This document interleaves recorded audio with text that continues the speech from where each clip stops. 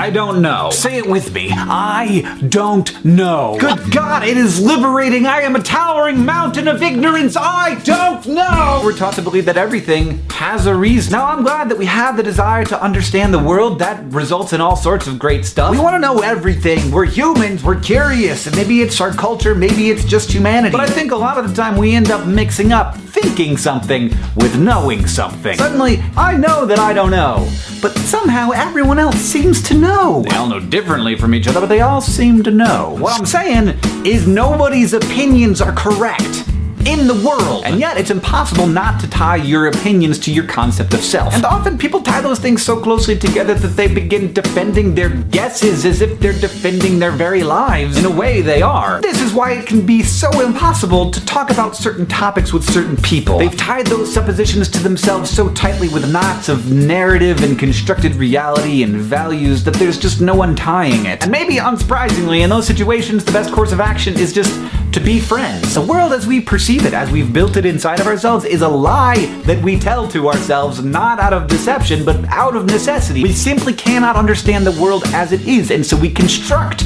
But sometimes I just have to tell myself the thing that is definitely true, the truest thing I can say, which is that I don't know.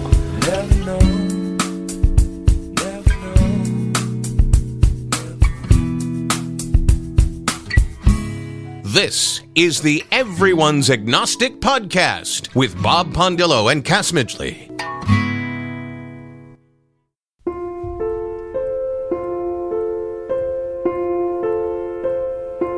Welcome, everyone, to episode 195 of the Everyone's Agnostic Podcast. I'm Cass Midgley. Today, Bob and I talk with a married couple, Janet and Chad. They're both optometrists, where they met in optometry school. They both deconverted, but at different times. And the calibration of that kind of dissonance is no easy task. But they've done it, and they share how they negotiated that and stayed married. In fact, very happily married. This is an emotional story with a happy ending. Or, as Rosie from episode 193 put it, a happy beginning.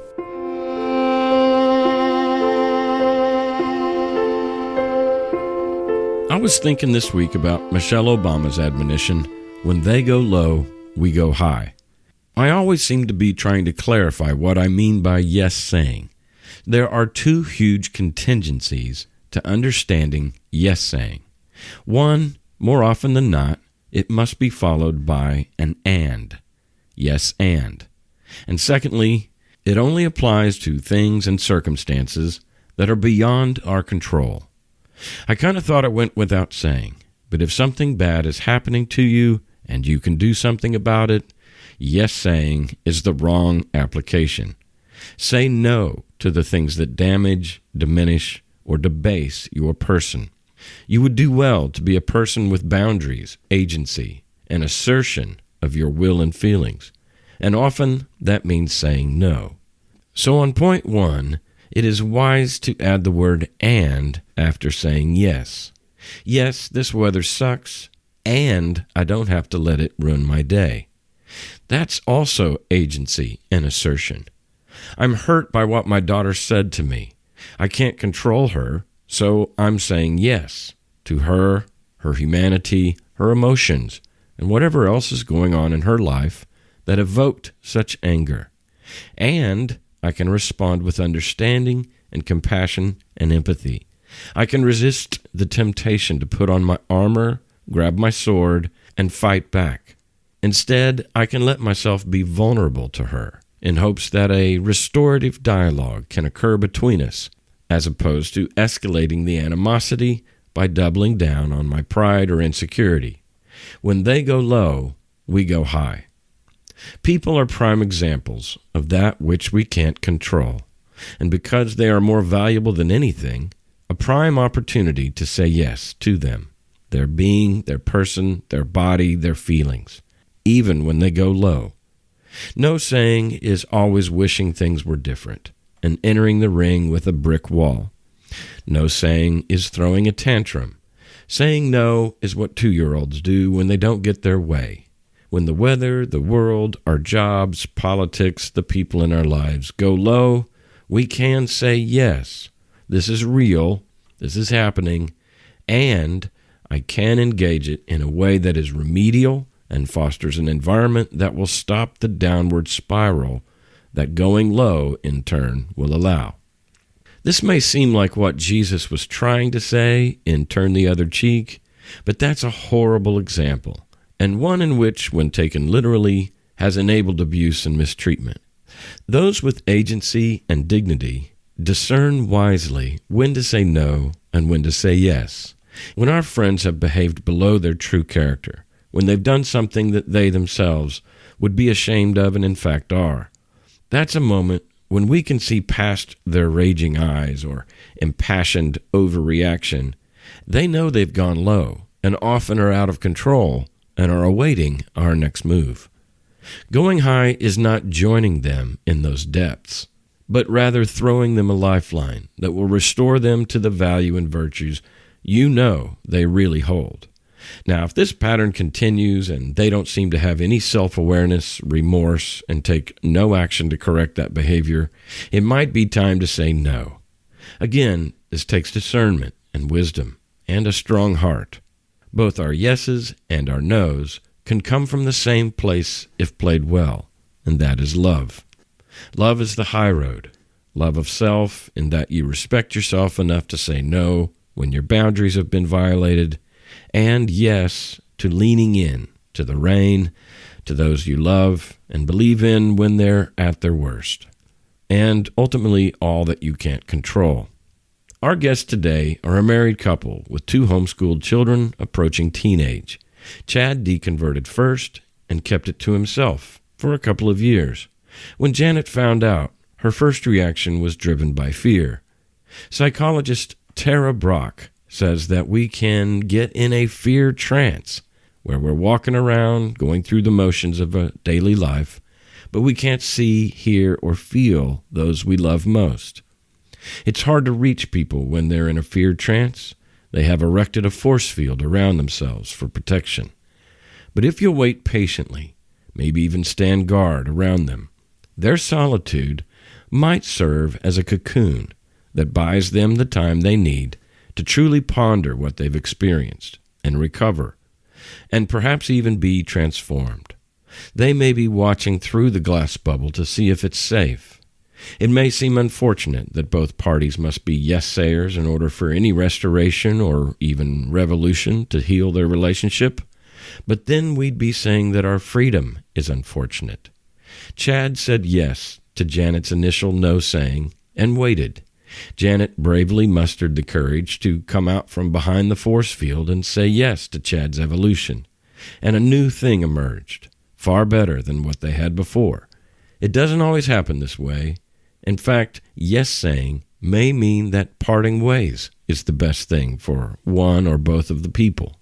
But those of us who've adopted the position that there's no God protecting us, we realize that it's up to us to protect ourselves, to do what's right for ourselves, and say yes to that which is out of our control. And when others go low, we go high.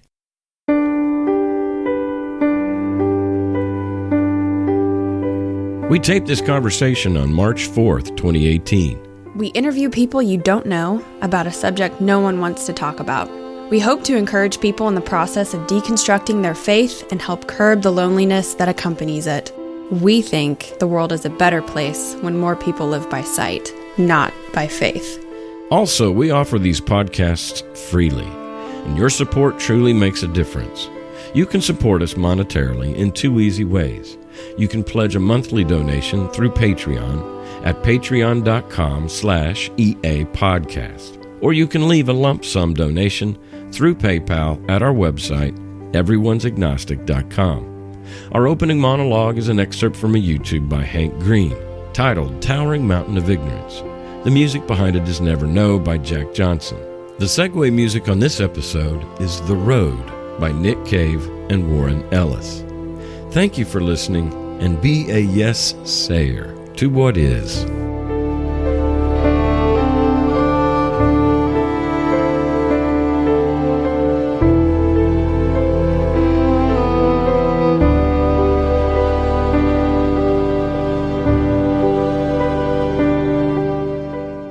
Hello. Hello. Hello. How's it going? Hey, going pretty good. good. How you, Janet? I'm good. And my husband's over here too. Hey, Okay. Chad. Guys, can you hear me? Yeah. Yeah. Are we going to go by Janet and Chad? Yes. Okay. Just no last names, and then. So, you guys in Knoxville? Indeed. All right. We're right down the road from you. Yeah, fellow volunteers. That's right. Right. Yeah. See, that's another good reason. And Knoxville's sort of a hotbed for, the whole state, really, for evangelicalism and what have you. So, Yeah. Oh, yeah. Yeah, so, no doubt. It's probably a good idea not to give your last names. They'll find you. Yeah.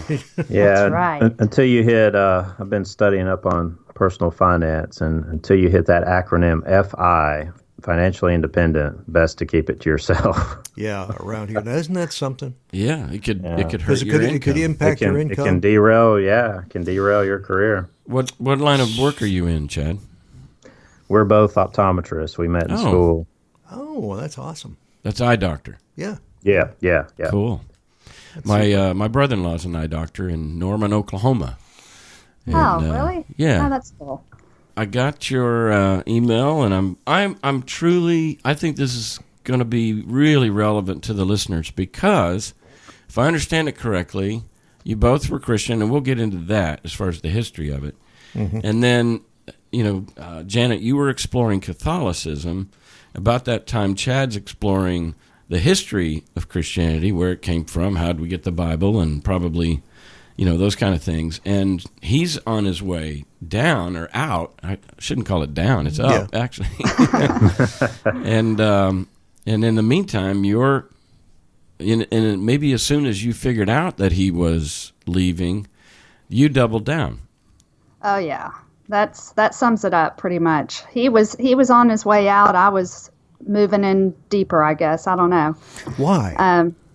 Why? Did it scare you that he was deconverting? Yeah. Well, honestly, he was in the process of deconverting long before I was aware of it. Mm-hmm. And I think he was just very apprehensive to talk to me about it and just kind of wanted to figure it out for himself. I don't want to put words in his mouth, but I think that's right. And what happened, we had talked a little bit about it, some of his questions, because I was coming to him with, what I was reading about Catholicism, and he's asking me questions, but I'm not really thinking that he's like in the process of deconverting. Right. But what really brought the whole thing down was he purchased Dan Barker's book, Godless. Mm-hmm. And when he purchases something on his Kindle, that shows up on my Kindle. Mm-hmm. And when I saw the title of that book, I thought, oh my gosh. Yeah, scary. Yeah, so then we, started having some real conversations. She freaked out. All right, well, title. let's go back in time and maybe one at a time talk about your religious upbringing. Chad's is more interesting than mine. I'll let him go first. Okay. I grew up in the Church of God of Prophecy. Wow. Oh, yeah. Ooh, So you're familiar with that, Cass? I'm familiar with Church of God, but the fact that they throw in of prophecy, we're talking very charismatic and spiritual gifts and some of the emotionalism and theatrics. You know it. It's an offshoot of that. They apparently they split at some point over some doctrinal issue, but sure. Yeah, so it's the whole holiness Pentecostal movement. They believed in, I believe it's the charisms, the gifts. It wasn't enough to be saved. You had to also be sanctified, which is a separate process. And then the final thing they like to talk about was saved, sanctified, and filled with the Holy Spirit. Right. And so primarily in our church, that was done by the glossolalia, mindless babbling, in a way that convinces the others around you that some otherworldly spirit has possessed you and is talking through you. Right. That's the speaking in tongues, glossolalia. Yeah. Yeah, and so there's a lot of denominations out there that take sin so seriously that they would say that we have a new nature, Christ in us, be ye holy just as I am holy, and that it's not just a transaction that's occurred where his righteousness is endowed or like infused or something. Yeah, but you're credited with his righteousness. Okay. So that when you stand before God, God doesn't see you, he sees Jesus. And so you're the righteousness of God in Christ Jesus. Mm-hmm. And it sounds like, if I'm not mistaken, this denomination took it even further and said, yeah, but you literally are going to live a sinless life. Like that's the sanctified part. Yeah. Oh. You have a marvelous grasp of it, having not been in the actual sanctuary where this stuff was taught. But it was crazy. I mean, some of my earliest memories are, just standing around listening in quiet circles of people talking about. We had church camp, and they would perform exorcisms, at these camps, and. So and so got possessed. Back in my day, it was Dungeons and Dragons. It was the big thing, and that they warned against. Right. That's a portal. Right? Exactly. Oh yeah, totally. Yeah. I mean, it went on to like Smurfs and all kinds of other. There's a lot of portals. Teletubbies. Yeah. But I just remember being so shocked and so scared of that. I mean, I really lived every day with a fear of eternal torment. What am I participating in that could potentially entice one of these spirits that are swimming around in the air into my head, Yeah. Wow. And you were just a little boy, I guess, huh? Oh, yeah. Oh, you got any siblings, Chad? I've got a younger brother. Well, where is he on the religious spectrum today? Well, he's atheist. I don't, for some reason, it never took for him. It happens. Yeah, he's well. There's a spread between us, like 6.5 years, and so I think we were much more serious about church, with the first child, and then maybe, talking twice a day on, 3 times a week, twice a day on Sunday and Wednesday night, and then during revival you go every day, maybe multiple times a day. Yeah. Yeah. So there's a time when they go into ministry. They may have a preaching of the word, they get worship songs or whatever. And then it's probably typical that not only near the end of the service they do times of ministry, but at these church camps and revivals, the big deal is for people to come forward and be prayed for. Mm-hmm. Yeah. Oh, yeah. And that was a big thing. That's another memory. My cousin and I, we went forward one night during a revival, and this was a traveling minister that he had the oils and smelly oils and all the tricks, and his game was to come in and get a bunch of people saved, sanctified, filled with the Holy Spirit. And so having people fall out, and I remember so my cousin received it that night, and he actually spoke in tongues. It was soft, but I was standing right beside him, so I was sitting there listening to it. And it's amazing how deeply this was, in my neurons. The reality of really the fear of demons. Most of my belief system started with, the true belief in demons, and if that exists, then of course the opposite has to exist, something to fight against it. And so when we talked about these exorcisms, people speaking in languages that they had never studied, and levitating, and a small child having the strength of 6 full-grown men. In the church camp, they didn't have enough people to hold the kid down that was playing the Dungeons and Dragons. I bought it, and then I sought out materials to substantiate that belief. Yeah, so I'd read, like, Malachi Martin is a Catholic father, priest, that wrote a book called Hostage to the Devil, and he apparently has 40 years experience in exorcisms, and so I read stuff like that and found other substantiations of the supernatural. That's how I substantiated my belief, even though there was no outward evidence of the opposite. I felt like I had evidence of the demonic. Wow. The demon-haunted world, spirits and sprites and scary things and dark I believe that's things. a Carl Sagan book. The demon-haunted world. Read. Yeah, that's what I thought of when you mentioned all that. But isn't that something? I mean, they're out there, and it's so it's medieval. You know what I mean? It's powerful too. I mean, it's just so for kids. It can be so intriguing and So, Chad, when your cousin was standing next to you getting this anointing, and you weren't, maybe, is there what's wrong with me? How come I'm not getting that? And that's a recurring theme that really, I'm sure it has profound effects even today, where you're inadequate somehow. Because I would get down front, and I have been down front several times.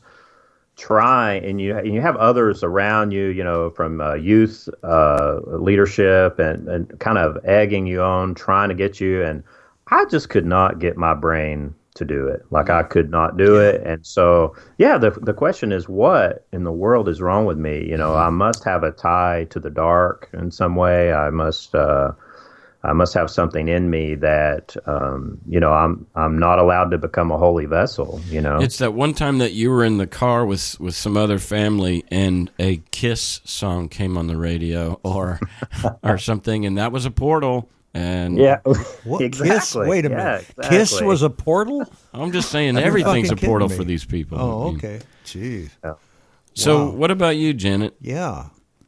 Well, I grew up Southern Baptist, and I did not have the experience, I guess I didn't live with this fear of the demonic. I think the way Christianity affected me, and of course you don't realize it, till you're out. Honestly, that is the problem, is just never being good enough, always a sinner, always going to be a sinner. Always displeasing to God. Always a disappointment to God. Yeah. I mean, I would cry many nights, even into adulthood, just why can I not be good? Why can I not be good enough? So as far as my family goes, we were at church whenever the doors were open, but it pretty much stayed at church. We weren't doing Bible studies at home or anything. Now, you were homeschooled, though, right? No, I was not homeschooled. I actually homeschool currently. Oh, okay. My kids. And of course I did that. We started that definitely for religious reasons. That was my way of indoctrinating my own kids. Yeah, right. No other way to put it, but, my dad was definitely the head of the household, the decision maker for the household, but I just didn't know anything any different. Sure. And I didn't ever feel like that was an abusive type of way or anything like that. No. But, he was the leader. Well, and this patriarchy, we do have to, I know this is about to be mansplaining, but in that world, and like you said, it's the water you're swimming in, so you don't really even know until you're out that you can look back and go, oh, that was probably a little toxic. But at the time, this is a man taking responsibility for his family. And, in that lens, you're a pansy if you're not taking leadership. You're a coward if you're not taking leadership. You're entrusted with leading this family into green pasture. And if you're passive about that, in that world, they would look back. So a lot of times you have the wife attending church and not the husband. He's home watching football. But within the church, the men of the church would look at that guy as a wimp spiritually. Mm-hmm. And so they think they're doing the right thing. That's all I'm saying. I'm not justifying it, but in their minds, they're doing the right thing. I totally agree. And I do not, I think my parents did absolutely the best that they could do with the knowledge that they had. And I harbor no ill will towards my parents at all. Well, that's healthy. Yeah.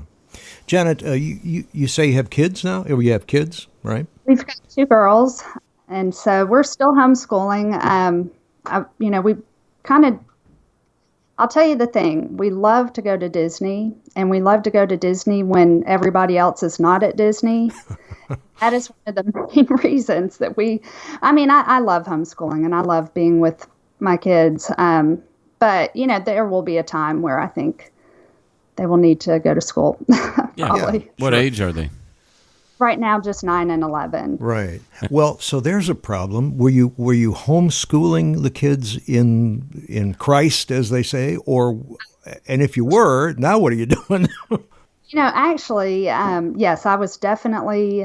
Bible study, Bible verse memorization. That was a daily, part of our homeschooling, and now, it was actually kind of fun to not have to do that anymore. I was really excited at the prospects of not having to do that. Like going through my deconversion, I was like, we don't have to do Bible study anymore. Yay. I don't have to make my kids memorize this stuff. I don't have to, I don't have to try to answer questions, that especially my oldest daughter would ask, how do we know that this is right? And I don't have to answer that question anymore. Well, she didn't have to ask it. Yeah. Yeah. Wow. So do they know what's going on here? What's going on with mom and dad? How come we're not reading this stuff anymore? I knew that we would have to have a talk with the girls because it would be completely unusual for us to not, pray at night or not do our Bible study during our lessons, our school lessons. Mm-hmm. So we just sat down as a family and discussed it. And we actually, Chad had bought a book. What was the name of I can't think of the name of the book. But anyways, it goes Is God real or pretend? Yeah. For kids kind of a thing? Yeah, it's a straight book. It goes through all the different religions and sort of leaves it up to the child to Okay. their own conclusion. Yeah. Okay. So they handled it quite well. All right, I got a little quiz for you, and this could go to either one of you. And this is a Bible bowl round. Uh-oh. Proverbs 3, 5, and 6. Go. Yeah. I don't have it. Yeah. Trust in the Lord with all your heart, and lean not upon your own understanding. Acknowledge. Yeah. Yeah, in all thine ways. And he will direct your path. Okay, Philippians 4:13. Oh, geez. Come on. You're going to have to give us a starter here. And then I can do all things. Through Christ who strengthens me. Yeah. Those are two of the most memorized scriptures in the Bible, Oh, yeah. Are they? I didn't know that and John 3:16.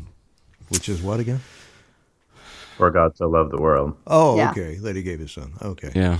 And then a good one is Psalm 23, right? That one's actually not too bad. I still have appreciation for the Psalms every now and then. What that's the one about... That's the Lord is my shepherd, I shall not want. You're right. Yeah. Anyway, enough of that. I've tried to block all that out. Yeah, right? There is a degree in which, I immediately just stopped reading the Bible, and, I haven't read it since. But it's stuck in there. Oh, yeah. Well, how could it not be? Yeah. Yeah. I know that a lot of people that are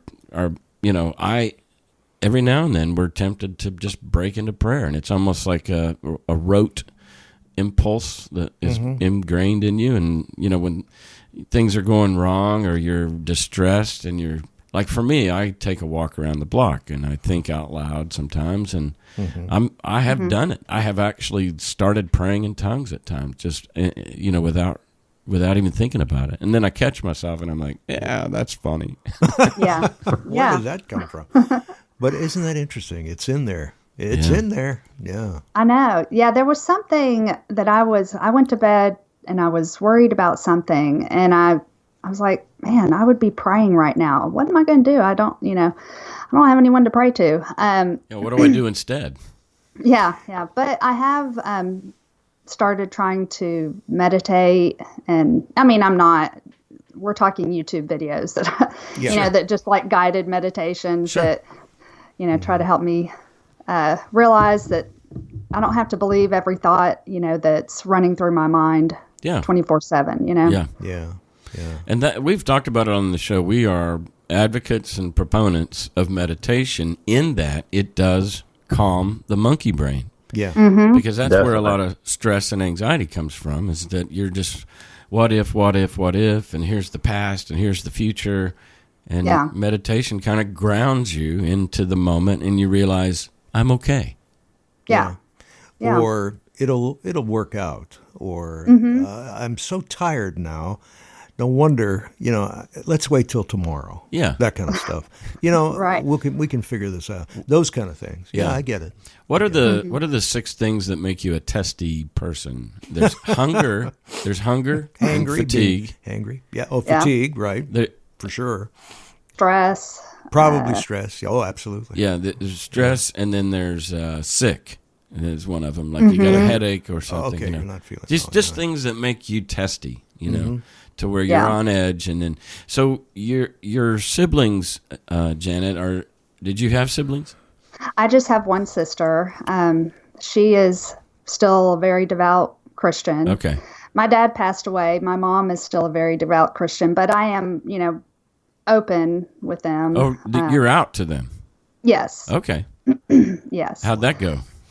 It didn't go great, especially with my sister. I mean, honestly, I can't fault her. She had the same response that I had, when Chad was, telling me his doubts. She just got, mad, just defensive. How could you question? It's not, then it's more of an assault on them, not on God. It's an assault on your beliefs. And yeah. Well, but they're ingrained so deeply in their beliefs. Yeah. It's like the opening of this show when we do the Hank Green thing. He says that when you're attacking or when you're talking about criticizing someone's beliefs, and they take it as you're criticizing them. Mm-hmm. Yeah, and absolutely. especially it can be condescending because they're feeling like, oh, you know more than I do, and you look at me as stupid because right. I'm only in the faith still because of a lack of information. And you're enlightened, and I'm not. Now they're gonna, if they double down, they're gonna say it pleased God to make the wisdom of God foolishness to men, and it's the pride of men that think they know it all, and I'm gonna stay humble and stay in God's good favor. Oh yeah, for sure. That, and honestly, I hate to say this, and Chad and I have talked about it a million times, but that's how I felt when he, was leaving. I was like, oh, it's your pride. It's you're too smart for it now. You know what I mean? I don't know. That's not. Yeah. I hate to. Well, it's not way. what you signed up for. And I believe. Yeah. Yeah. Where'd you guys meet? Oh, the optometry school, but yes. Yeah. But you both discovered, they're believers. That was an important thing. That was an important qualification of a spouse, a potential spouse. Yeah. Key. How long have you been married now? Let's see, 15 years. Okay, 15 years. And yeah. you have an 11-year-old. Okay, well that's cool. And so talk more about that. So Chad leaves the faith, has his doubts and stuff, but you double down. Talk about that. Well, and because it happens a lot. Yeah, it does. It happens a lot. One of the spouses, Well, I didn't handle it very well. I'm not proud of the way that I acted. But yes, I definitely doubled down. I was, I had already had a copy of William Lane Craig's Reasonable Faith. Yep. It's like, oh, great. I'm going to have to read this. So I started getting online, reading everything that I could, just to confirm my own biases. And, Chad was trying to tell me, he was like, Janet, you've got to read something outside of your own belief system. You've got to read another point of view. Well, that is hard too. That is very difficult to do. Yeah. I was scared. I was scared, I think, that I would see what he was seeing. And was there any element of so you just used the word "got" as far as he's saying to you, you've got to read this? Did that feel like an ultimatum? No, maybe I shouldn't have worded it that way, but he was just trying to encourage me to look at a different perspective. Let me ask you this. Did you, because you used the word have to read a second ago, where I have to read William Lane Craig, and was there any resentment on your part? It was like, why do I have to gird up my own faith just to fend off my own husband? Yes, because he was asking me questions that I couldn't answer. And I was, at that point, I was becoming insecure in my own beliefs. And, he was very patient, and it's not like we were having these knockdown, drag out fights, but, there was a lot of tension. And how long a period are we talking about as far as the time between when Chad started and you doubled down and then eventually kind of joined him in that? What are we talking, a 2-year span or what? No, what would you say, Chad? Well, I kept quiet for a long time. Sure. I probably kept quiet about it for a 2-year period where there was just not a lot said about it at all. And then from there, I would say, maybe another 2 years before we were on the same out page. of it. Yeah. Well, and there's a degree in which not only are you wanting to protect her from this, because it's like, this is going to be hard, and I'm not looking forward to the day that I actually begin to talk about this. But secondly, if you're on that journey, you're not sure that you're going to stay on that journey. So it's okay for you to just be on your own and not necessarily share it because you don't know where this is headed. There'd be little moments, you say that, and it made me think there'd be these little moments where I would find an old book on my Kindle and I'd be reading and I'd be brought to tears and I'd be brought right back in, right back into the fold, and thank you, Lord, thank you, Jesus, kind of a thing for bringing me back, and then that's tough, continue my research, and here's another massive gaping hole in this narrative. Let's explore this, and So that sounds like you got a couple, a romantic couple, whether they're married or not, it's irrelevant. But you got this couple, and they love each other, and they've had these great times, and yet there's this rift forming, and they both kind of want it to work, but they realize that it's not, and this is really tragic, Yeah. And this is the breakup with God. Is that you're like, I really don't want this. I mean, our guest Roger Bose a few weeks ago, he said he was very careful to tell his current, his Christian friends, look, I don't want this. Is that how you guys felt? Yeah. I think when I first started trying to talk to my sister about it, I was just like, I'm just having a lot of doubts, and I don't want those doubts, but they are, yeah. Yeah. Well, there is a degree in which you have to stick your head in the sand in order to stay in the faith. Yeah, absolutely. Yeah, sure. Well, I'm curious about this Disney thing. I think so. Did I understand that you loved going to Disney on homeschool weekend or something? Well, no, we just love going to Disney when everybody's not on summer vacation or, winter break or spring break. And being homeschoolers, you have that freedom. Yeah. And I get it. Going non-peak, you save on tickets and hotels and everything. And you're not standing in line as long. Just in general, with our vacations in general, we like sort of being able to choose. Yeah, I get that. So honestly, that would be a major downer as far as, sending the kids back to school. Yeah. But So you plan to homeschool them through 12th grade? I don't think so. I think right now they would like to continue on, but I think, high school, I just think they will need the experience. Yeah. Do you do co-ops or functions with other kids so they develop social skills?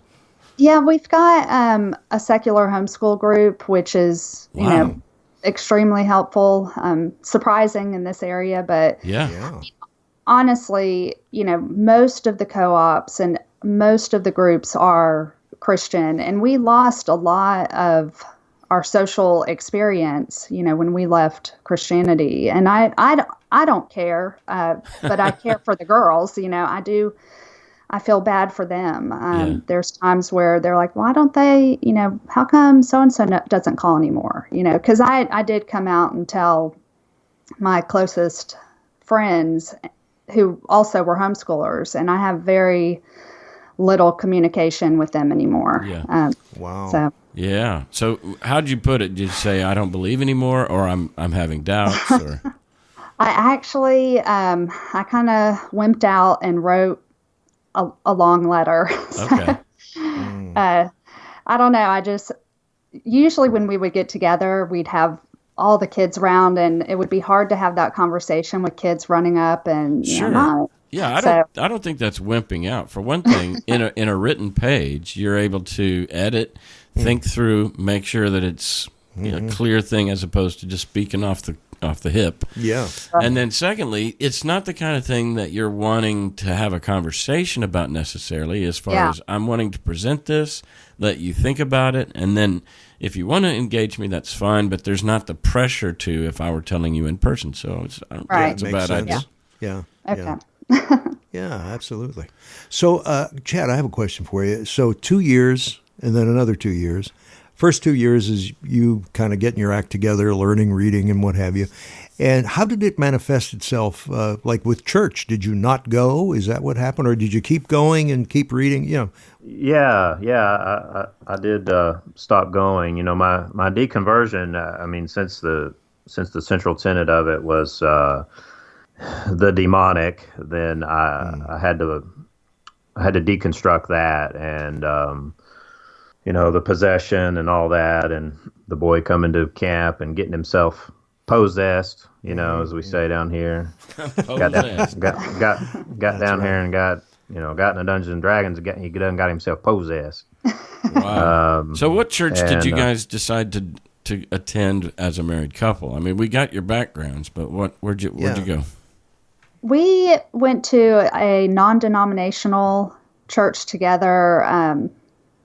It was just non-denominational, wasn't it? Mm-hmm. Yeah, sure. Yeah, it's non-denominational. And then Chad, he did quit going with me and the girls, and I was not happy about that, but I was trying not to make a major issue of it. But it's back to what Cass was saying, where okay, I'm not being the spiritual leader anymore, and actually, that's an insult my mother hurled at me at some point. Where the man is called to lead the home and be a spiritual leader, and all that. And you were failing at that. Well, yeah. So you came out to your parents. Yeah. My parents are divorced, and I haven't technically had the conversation with my dad yet. We don't see him a lot. How old were you when they divorced? I was in college. Mm-hmm. Well, in some ways, given how devout they were and the degree, like the radicalness of the church that you guys attended, it would be kind of a blemish on their faith to divorce. And so they, in some ways, they're not going to be that judgmental. But then again, she did judge you for not going to church. Right. Yeah, Mom was always the quote unquote spiritual leader, which now I just laugh at that term. I mean, it might as well be saying a comic book superhero. Are you the comic book superhero of your family or not? Are you the broccoli leader of the household? Exactly. It's completely meaningless. But so Dad was the one that stayed home or went to the flea market on Sundays. He was never religious growing up, but he's remarried, and this woman is a fundamentalist. He's super religious now, much more so than he ever was, when I lived at home. Yeah. Wow. So, socially, that was your community. Those were your circle of friends, the homeschool groups. Of course, the secular group you've joined now, which is definitely a valuable thing, especially in the absence created. So I guess where I'm going is how do you guys, have you rebuilt your lives? Well, where's your community now? What do you do? Well, we're both major introverts. Okay. So it's not a priority, maybe. Yeah, I can get into that. Yeah. We just never really fit in with like the, what do they call it? They would have Sunday school at the church sometimes, but they also did like the small groups. Yeah, where you meet at someone's home. Mm-hmm. Oh man, that never was great for us. Some churches call it life groups or something. Yeah. I guess that's the new thing, the new term.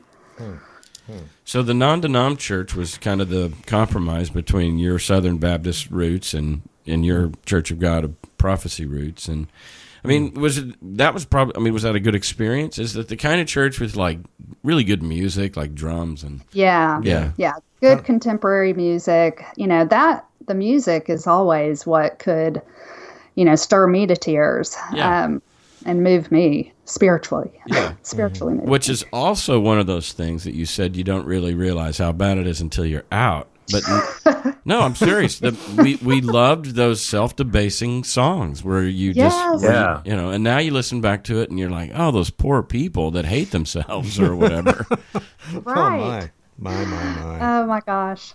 That is so true. Yeah.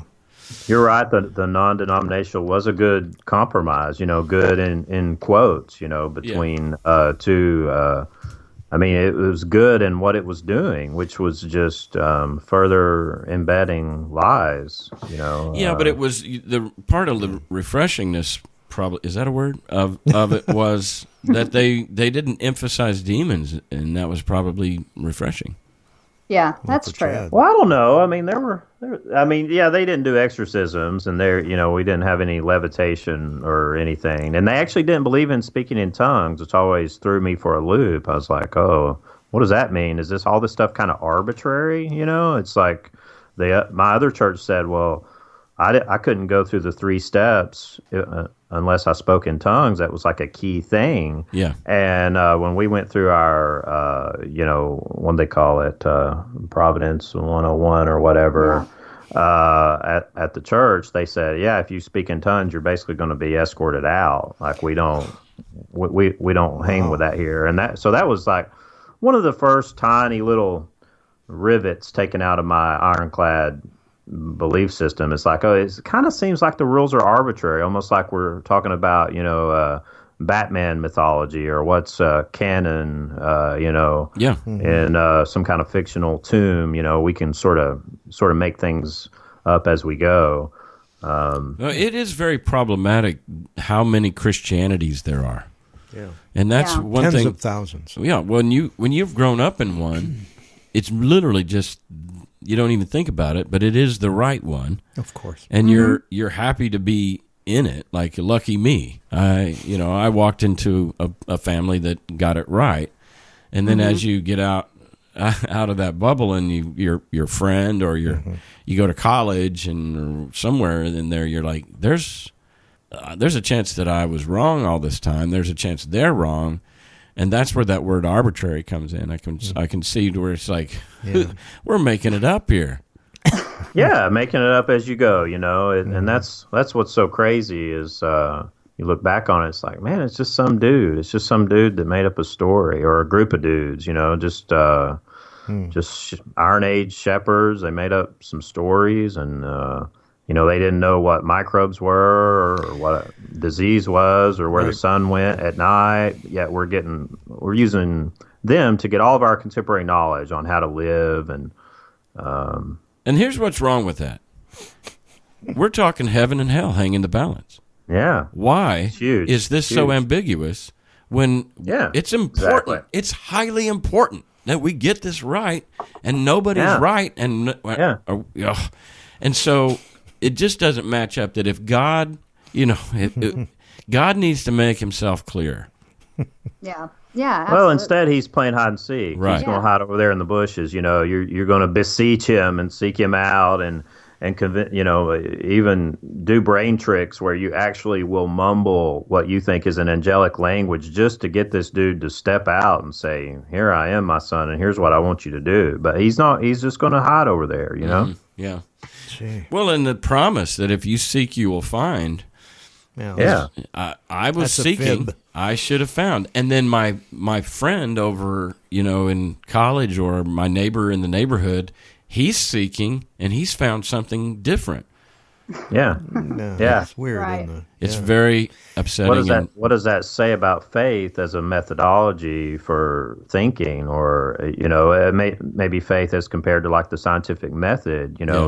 It's highly unreliable. You can end up at any endpoint. You could end up being a Scientologist or a holiness Pentecostal. Yeah. Sure.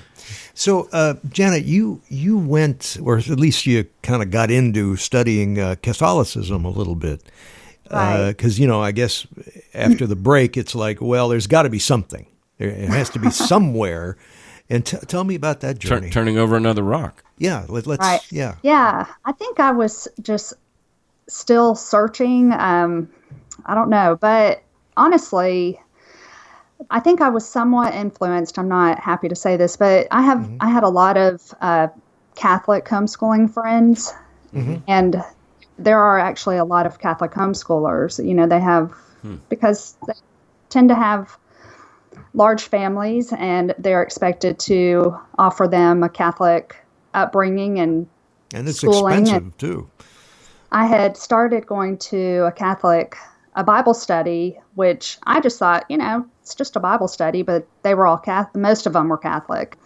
And they had a video series on the history of the church and like the early church fathers. And, as I'm watching that, that's kind of making a lot of sense to me. So this is, Peter was the first Pope, and I'm thinking, I guess this is where it's at, I guess. Yeah. So that was the first church, for 1,500 years before Martin Luther pinned all those things up on Halloween. I mean, if you were a Christian, you were a Catholic or you were nothing, right? I mean, Right. that was. Yeah. So there's something to that where it's like, oh, are you a Christian or are you in the church? Yeah. The one that started it all. Yeah. Okay. No, I get it, because before I give this up, I've got to find, the origins. I've got to find base. I've got to find foundation, because we are talking about all the frivolity or the, everybody's believing something different up here. Yeah. If I drill down deep enough, I'll find bedrock. Yeah. Right. And of course, at the same time, Chad is like getting even more nervous about the situation because he's not thrilled at the prospects of, the girls and I joining the Catholic Church. Yeah. So yeah, I mean, their main guy, their leader, dresses up in a wizard costume. Yeah. Their main guy, and he leans out of a window and mumbles something, to a bunch of people every so often. But he's literally in a wizard costume with a wizard staff. Yeah. So I mean, I was having trouble rectifying that. Well, not to mention the other issues within the Catholic Church. Yeah. Sure. Yeah. Oh boy, big time. Yeah. I've always been amazed at the number of people that line the streets to get a look at the Pope. Yeah. It's amazing. And I know it's the cult of personality, and I know that it's indicative, or at least illustrative, or of the human need to touch the divine. And even the fact that we call him the vicar of Christ or whatever, like we have to, and it is a result of like some of the ambiguity we were talking about. It's like, all right, everybody, this is so weird and hard to wrap my head around. Give me something. And this is even what Moses was angry about the golden calf, is that they down there were lost without Moses, and they got scared, and they had to create something to give them the sense that their security blanket was nearby. Mm-hmm. Yeah. And I feel that way with the Pope or any icon that we set up. It's like sort of medieval kind of thing, like kings and queens and princes and that kind of stuff. Like, these are just fucking rich people. These are like really wealthy people that have no power. The kings and queens, but there's something about the connection through history, I guess, back to the beginning. Or something well, it's like the that. need for us and them, and this is so prevalent in all religions, but especially Christianity, is the need to be on the right team, and the safety in numbers. When you're afraid, and you find a group of people that seem solid, and you're like, can I be on your team? Yeah, that, I mean, totally. And but I did not join. The girls and I ended up joining an Anglican church. I could never get behind the Mary concept. And so we ended up joining an Anglican church. And I mean, we hadn't been members for 4 weeks probably before I finally kind of came to my senses. Like, I mean, I don't know, I guess there's some backstory here, but the main thing, I just realized that I was acting like a jerk. I don't know. I just was like, who am I? You know, I just felt, all of a sudden I was like, I am a hypocrite. And my husband has been nothing but a wonderful husband and a wonderful provider and a wonderful father. And he's godless. Yeah. Exactly. Yeah. When I had that realization, my eyes were opened and I realized, oh my gosh, he's been trying to help me. He's been trying to present a different point of view. And anyways, that was the turning point for me and for us, as a couple, because I don't know, we've discussed, whether or not we would be together. Yeah, we continued on these separate paths. That's a big rift. Fast. But here's what I appreciate about what you just said, Janet, and that is I became aware that my beliefs and these things, that I'm doing are making me a less good person. Yeah. And Chad is, even though I think the ideologies that he's adapting are evil, it's actually making him a better person. And so we were taught by Jesus to judge by the fruit. Right. And so here's a case where you could adhere to Jesus's teaching and say, you know what, the fruit is better outside the church. Yeah, absolutely. Chad was acting like a better Christian than I was. That is so true. Despite the fact that he was not. But that's my experiences. And it was always something that bugged me. I was in Christianity knee deep for 20 plus years. And it was one of those cognitive discs that the people outside the church seemed to be at least more free to be good. Yeah. Yeah. Like our good was a compulsion. It was an obligation. Somebody's watching over your shoulder. You have to. Somebody's got you on a webcam all the time. How true. It's Big Brother. Yeah. Wow. Here's something that just is weird. I was thinking about this the other day. God in the garden says, I think I'm going to grab some mud here and boom, create a man, right? Yeah. And he does. But the angel of the Lord has to go, God has to go to Mary to impregnate her. So that holy thing which shall be born of her will be the Son of God. So why didn't God just make a little baby out of mud? Out of dirt. Yeah, why did he have to impregnate Mary? Yeah. I don't know. I never thought about that. That's very true. There's a little kid would come up with that. Well, that's the thing, like she said, our eldest would ask, how do you know that? And it's like we've been trained to quit asking that simple question. Well, how do you know that? And to really give an honest answer. Right. But that was the key with my deconversion. After the demon thing, I went on to just studying polytheism and seeing actually how many similarities there were between Jesus and the old gods, and how he's sort of an amalgam of a lot of those different things. And he wasn't the only one that was born of a virgin. Yeah. Back to Bob's point. And Horus and Mithras. Yeah. And all those old gods. Yeah. Yeah, very true. Because what they were trying to show us, or what the story was trying to show us, was this is an important person. How unique he is. How unique, how different. Look at this, a person who is born, through a virgin. How can that be? Well, there you go. How can that be? It's never happened before. There you go. Here it is. But it has, and all those ideas were resident in first century Christianity when it came about. Yes. Well, this is the pattern we're talking about with human beings elevating the king and queen, the Pope, Jesus. We need somebody to be transcendent. Yeah. Because if we look at each other as just each other, and we're just all these, cockroaches with prefrontal cortex. Stinky old people, yeah. And that's insulting, and we need to be elevated. We need to be better than that. I always felt like the origins of etiquette was so that people would feel superior to monkeys. Yeah. That we go to the zoo and we see monkeys throwing their own shit, jacking off in front of the kids, eating their own shit in some cases. Yeah. And the insult of that's where we come from, or that we're just slightly elevated above that. No. We're evolutionarily we're 99.5%, right? I mean, chimpanzees. Absolutely. Yeah. Contrast that with you are a divine chosen child of God with whom he's well pleased. He has a plan for your life, and you're going to be with him forever in eternity. That's who wouldn't take that over I'm a relative to a monkey?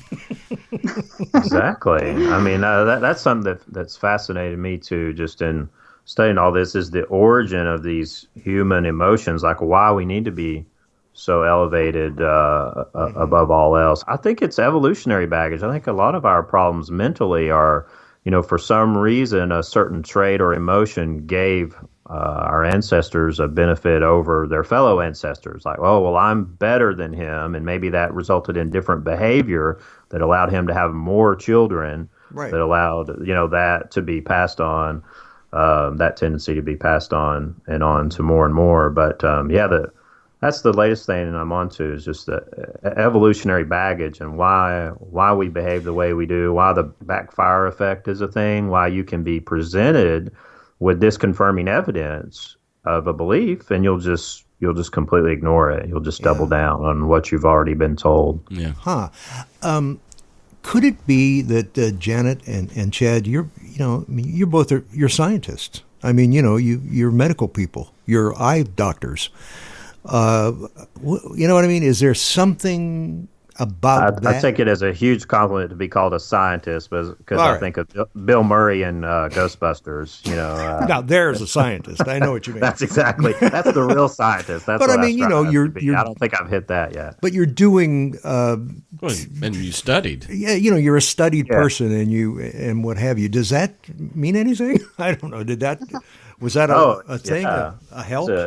It's a huge, in retrospect now, and still to this day, it's just embarrassment. I mean, I just have, I have a huge level of embarrassment at my belief system and how I went about and interacted. I keep going back to the Dungeons and Dragons thing, but that made me actually choose relationships that would have been, or not choose relationships in school that would have been really good for me. That's who I am. I'm a nerd. Those people playing Dungeons and Dragons, like, I would have felt at home. Instead I made these superficial relationships with other fundamentalists that weren't real friends, and I didn't get anything out of it. I mean, my whole life would be different had I been free to sort of act on my instinct and I just feel really bad. I'm embarrassed that, like, I remember walking down in, one of the resident halls as a freshman, seeing people playing like a Dungeons and Dragons type of game and just sort of scoffing internally and saying, oh, I got to get away from that. There's demons, it's just so embarrassing. Well, you've touched on something that is very prevalent in the listeners of these podcasts, and it's sad. And we've all had to kind of forgive ourselves and cut ourselves some slack because we walked right into it as children, and so it wasn't necessarily volitional. But the fact that we stuck with it, we can start to say, wow. Dave Warnock and I, a dear friend, and been on the show many times, and he and I are ex-pastors, and of all people that I've known, I mean, Dave's one of the most extreme reactionary, I guess, to his past, and he is furious with himself, as far as what the heck was going on in my head that I bought into this so lock, stock, and barrel. Yeah. And we feel robbed. We want those years back, and we're going to, we're going to try to live what's left of our life to the fullest. And Dave was robbed. I mean, his family left him. Oh, yeah. Yeah.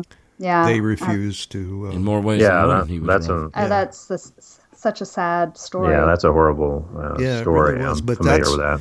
That's what a lot of people face. And sometimes, as we mentioned earlier, sometimes men and women, married folks, are going through this together, or one spouse is like a couple of leaps ahead, and that creates the tension that you spoke of. So we saw this as what a great idea for a program, because there's a lot of people facing this right now. Oh, man, it's huge. And I've got to definitely toot you guys' horn when I was going through this. I mean, I would look forward to every episode, and that loneliness that you're feeling was sort of abated to an extent. I mean, there's still things that I use in common language that I've gotten from you guys. I think Bob taught me about the Battle of the Milvian Bridge in one episode where that's a good story. Maxentius, if he had won, he was hostile towards Christianity, so it might not have ever made it past the Milvian Bridge, and I believe we got the term immortality project from you guys. Yeah. Oh, right. Oh, that's Cass. Yeah, but wouldn't if Maxentius would have won and Constantine didn't win? Yeah. What the hell? What kind of music would we have? What kind of would we have cathedrals? Yeah. Would we have the great art of the Renaissance or any? I mean, it would be completely changed. Yeah. Wow. Yeah. It could have been changed for the better, though. Imagine if we'd gone in more of a secular route, and we didn't have the tribalism, or we were more united as a species. I mean, that could have been. Yeah, maybe science would have progressed a little quicker, 1,500 years ahead. Yeah, maybe. We'd be 1,500 years ahead. So maybe my mom would still be alive today. Absolutely. Because they found a cure for cancer. Now we got to wait a little longer, or something. Yeah. Well, fortunately, there is an alternate universe in which that happened, and your mom is still alive, and we're happy, and we. Hooray! Yeah. But here we are in this one. Yeah. So, what do you guys do for fun? You have, I know you're introverts, but you binge on Netflix, or what do you do? Yeah, we do that. We're all into The Path right now on Hulu. But see, there you go. I'm kind of surprised because how is that not triggering? Yeah, it does. It does, but it triggers in such a stimulating way that I'm fascinated by. There was a really slam dunk episode we watched the other night. It might have been episode 5 of the new season. Yeah, we won't. We don't want to spoil. Yeah, we won't say anything. But Well, I have enjoyed it, and it has been therapeutic for me. But the first couple of episodes, my wife watched, and it was it reminded her too much of the past, and it's a little too fresh. Yeah. Another good one, The Handmaid's Tale. Oh my gosh! What a great show! Yeah. They're coming back soon too in April. Oh, good. Yeah, second season, big one. Yeah. And now another one that we can watch all as a family is Cosmos. Oh, for sure. What a great show that is. Talk about learning the history of the church and the damage it did to. And that's coming back too. Inquiry. The season 2 announced. Yeah, you're right. It did hurt. It did hurt. You can't say it didn't. Sure. The coming of Christendom, as they say. Yeah. Well, I think what we have here though is happy ending for Chad and Janet, and not necessarily an ending, but it was in the balance. It was hanging. Happy beginning. It was it's a happy new beginning, but there for a while there wasn't there was no guarantee that they were even going to survive it. Yeah. And so I'm happy that you guys have traversed those obstacles. Yeah, that's to Janet's credit. I mean, I think there was a Richard Dawkins video that it's like a 3-minute video somebody put together that has him as the narration, and he's talking about religion and what it does to kids and how damaging it can be. And as a deconvert, if you're not in tears at the end of the 3 minutes, it'd be surprising. And I think that was the turning point. That had a major influence on me. I could, they've got these kids. It's kind of showing some clips of Jesus Camp. I don't know if you've seen it. Yeah. Yes, absolutely. How sad. And, you see these kids crying, and oh my gosh, I just saw my girls' faces in those faces, and I thought, this is what I'm doing. We have the privilege of being in this universe for a few decades. And during that time, it is an enormous privilege to be able to understand something about the universe in which we live, why we're here, why we were ever born, where we come from. And I think that is such a wonderful thing to be able to do, that I am hostile, I can get angry about competing accounts which seem to me to not encourage that kind of questioning, but instead to say, this is how it is, it's all written in the Holy Book, it was written 2,000 years ago, and that's the end of it. I think that deprives people. I think that is such a belittling, a demeaning view of the universe, and I think it's tragic that children are brought up with that when they could be brought up in a more open-minded way. So that's one reason for the anger. The other reason it is that I do think that faith, unsupported by evidence, is a lethal weapon. Well, it doesn't have to be, of course it doesn't have to be, but it can be. It's a weapon because possibly unscrupulous people can get hold of often young men and use them as weapons, use them as human bombs. The only reason they can be deployed as human bombs is that they have been brought up from childhood onwards to believe implicitly, without question, that whatever the particular religion is, the details don't matter. The point is that they do believe that it is the will of God that they should detonate themselves and blow up a busload of people or blow up a skyscraper in New York. I don't think that any kind of reasoned argument would do that to people. And so I believe that religious faith is an enormously powerful psychological weapon. It isn't always used for the bad, of course, but the fact that it can be used for the bad makes me want to cut it off at the roots, and at very least to stop the inculcation into children of the idea that there is something virtuous in faith. I'm very concerned with the way children coming into the world innocent and knowing nothing are taken over by the religion of whatever culture they happen to be born into. It doesn't happen to everybody, but it's very common. And so you see children being labelled. This is a Catholic child, this is a Protestant child. I would much rather say this is a child. Perhaps you could say this is a child of Catholic parents, or this is a child of Protestant parents. But to tie a label around a tiny child, this is a Catholic child, when the child is clearly too young to know what it thinks about the transubstantiation, or whatever it is that differentiates Catholics from Protestants.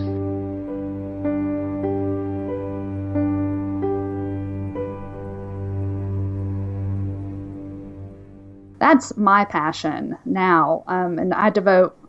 I mean, I've got a blog. And yeah, talk about your blog. I mean, or at least it's It's deconverted. It's deconverted.org, okay. And the name is the Deconverted Homeschool. Okay. And anyways, I devote a lot of posts to writing about indoctrination of children and just how damaging that is. And like I said, I mean, you just don't realize it till you're out. You know, I didn't realize. I can look back at little events in my life as a child where, you know, I felt dirty. You know, I just never felt clean. The thought of putting my girls through that, the thought of other innocent children experiencing that, you know, what a waste of a child. Yeah. And to think that you came into this world a sinner, and if you don't believe it, you're going to hell. You know, you will experience eternal damnation. And that is, I mean, I can't call it anything else but abusive. Yeah. Well, you're to be congratulated. You, for sure. You, Janet, for sure. Well, both of you, but Janet, I mean, you actually, there had to be you have to be big enough, you know, and thoughtful enough to go, my gosh, wait a minute, I'm being a hypocrite, like you said. You know what I mean? And that a lot of people can't do that. They just refuse. They don't want to be that. Well, actually, that big, but they would think they're that small. You know what I mean? So good for you. Thank you. And you know, I credit Chad for just having the patience to put up with me. I mean, honestly, he did not have to put up with me, but he did, and he stuck with me, thankfully. And so, we can give our girls a new life. Yeah. Something different from what we had and not continue the cycle. So anyways, sorry, I always cry when I think No, it's about beautiful. that. Oh, of course. And I think we all know, maybe everybody in this room except Bob. I mean, as far as that's a mirror that is hard to look into when you see yourself actually perpetrating these very things, these abuses and these toxic ways of indoctrinating children. But by looking in the mirror and saying, oh my God, and self-awareness kicks in, and then you literally, the word repent means to turn 180 degrees. Yeah. And we've repented. Yeah, totally. Yeah. For both of you, do you think, as we do, that there's something happening in the culture now? There seems to be more people unafraid to come forward and say, atheist, agnostic, humanist, whatever. Yeah. Yeah, I agree with that, definitely. Mm-hmm. Do you I think? think so. I Yeah. hope so. I hope And so. I mean, you guys can pat yourselves on the back because honestly, You're part of it. yeah, y'all Yeah, are yeah. part of it. I mean, Part I of have the movement. laughed I mean, I with have y'all. patients that'll share with me now, so Yeah. so they are out there. I mean, they're few and far between, but yeah, it's Yeah, you guys are so relatable. I mean, I've cried with you guys. I have cracked up laughing with you guys. You're just kind of like old friends to us, but even though we're strangers to you, but thank you so much. Well, you're welcome. It's our pleasure. I understand that because you're in Knoxville, and I won't say her real name, but we had a guest on the show that went by Elle. Yes, And she I am in contact. Yeah, and she came to this last month's meeting of the Middle Tennessee Ex-Christian Group. Yes. And maybe you guys can come sometime. Yeah. Yeah. I Oh, would yeah, have, in I'd fact, love to. I've wanted to go. She asked if I wanted to go with her, and unfortunately, I had a continuing education class that I had to attend, and I couldn't go. So, anyways, I definitely want to do that. That would be a blast. Well, I'd love to meet you. Yeah. That would be fun. Thank you. Yeah. Thank you. Well, thanks for talking to us, and I guess it's Sunday afternoon. Have a good rest of the weekend. Yeah. Thank you. Y'all do the same. you guys do the same.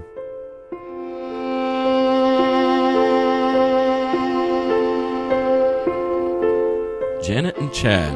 Yeah. Wow. I'm impressed Me too. with both of them. Me too. Strong people. Thoughtful, strong. You can't bullshit them kind of people. Well, It not took anymore. a while. It took a while. Not anymore. Not anymore. Right. It took a while, but yeah. And there is that, and you could hear it in Chad's voice. He said the word over and over again, and I think it was ashamed or embarrassed. Embarrassed, yeah. Embarrassed. I'm embarrassed that I was a scared little boy of demons Even in college, when he was walking as around. late as college. Yeah, I can't go in there, And to hear him say, I was a nerd, I was a geek, and I could have been with my people, but I deemed them dangerous and that which they were into. See, I played Dungeons and Dragons in junior high, and the circle of friends that were around that table were just fantastic guys. And it wasn't until later that I got radically saved, and then my perspective of them changed. Really? Yeah, Wow. It was important for me to get them saved now. Oh, wow. And you talk about ruining a good thing. Seriously, Jesus, this stuff is invasive. It's hijacking. There is a wonderful thing happening here on earth called life. The human experience, Yeah. flawed and all. Look into it, right? I recommend it. Yeah. And I recommend closing every fucking door of the churches in this country. Now, I understand that there are some beautiful things out there, and even as we're talking, and we do this week after week, there is a chance, and there's an accusation that might hold water that we are just shooting at low-hanging fruit. Mm-hmm. That my friends like David Dark or Tony Woodall, they have a God that would never do any of these things that we've listed. Mm-hmm. And that's fine, but that doesn't negate that this God, the gods that ruled and ruined Janet and Chad's life, also exist. So it's not just low-hanging fruit or shadow boxing. We're fighting something that's real and has ruined lives. And the fact that some of you have crafted a God that's better than this, good on you. Knock yourself out, and you're probably not who we're talking about. But when I say close every door of this, I mean, there's a church, this is Sunday right now. Yeah. It's 11:45, and a lot of churches are getting out in this town. And there's mega churches here, there's small churches here. And the audacity for us, I mean, you do understand how weird it would be if we stood outside in the parking lot, and as people were coming out, we said, what y'all are doing is evil. They absolutely think they're doing good. And those of us on the outside are evil. God damn it. Wow. It's much ado That's about a terrible way to live. It really is. Well, it's divisive. We're already the same confused people trying to make sense of life. And y'all have, I say y'all, the churches have adopted a false security blanket, and it's kept them in immaturity, kept me in immaturity. I'm still trying to catch up with the arrested development that Christianity gave me. It is what it is, and but I find myself as far as trying to convert the world. I'm still trying to convert the world to the way I think, and then I get down on myself for still being evangelical or evangelistic, at least, about. Well, I certainly don't see you as evangelical. Not evangelical, but evangelistic in proselyting. I would love to convert people, and Janet and Chad just said we're a part of the movement. Yeah, we're a part of helping people deconvert. Well, and I'm not ashamed of that. Don't get me wrong. Just to meet you, or to meet a Dave Warnock, or all these people, that are part of the. For a Christian to meet you and find out, well, gee, you're pretty nice. You don't have horns. You seem to be thoughtful. You're kind. Yeah. Well, I think that's in itself is a that would be helpful. Is a movement forward. Well, that's exactly my relationship with you. Me? Yes, you were confounding to me as a believer because you were so good. It's just, how is this happening? He doesn't have God. How is he good? And you were, like I said in the show earlier, I found better people outside. You were more an exemplar of Christ than anybody I'd have met on the inside. Really? Sure. Huh. Which was part of my deconversion. It's part of why we're friends today. Because I love you, Bob. Yeah. You stay on that side. Yeah. No, and the feeling's mutual. I have great affection for you. And I think we've said on this show before, but I think we can officially, we're not trying to hide it, but your days are numbered here on the show, and you're leaving in May. Yeah, we're gonna head back up to the frozen north, up to Wisconsin. Yeah, that's where. Well, you'll be greatly missed by myself and all the listeners. We'll be back down. It'll be fine. We'll have you coming every now and then. I'll guest host. I'll Skype you in every now and then. Yeah, that'd be fine. Let's talk. Thanks for talking with us again today, Bob. Yeah, absolutely, and we'll do it again.